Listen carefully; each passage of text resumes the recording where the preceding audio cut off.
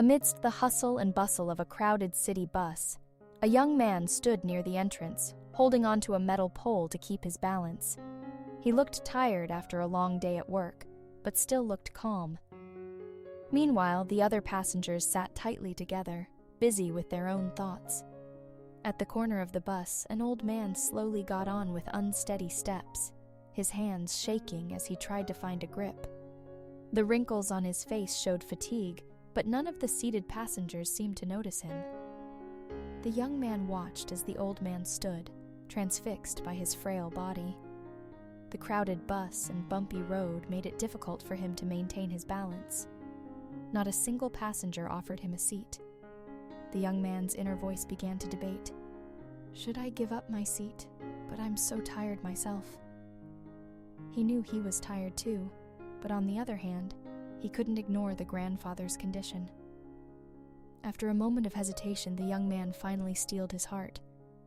He got up from his seat, approached his grandfather, and gently offered him a seat. "Please, Grandpa, sit here," he said with a friendly smile. The grandfather looked surprised and touched.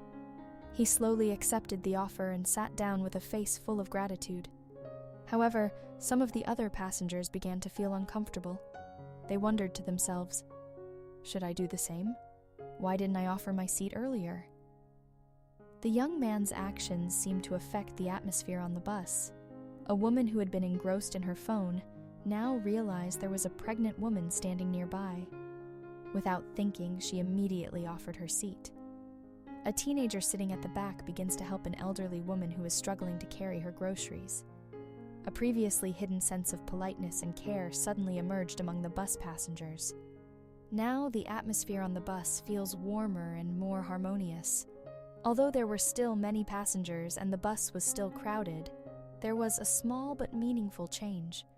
Small smiles began to appear on their faces.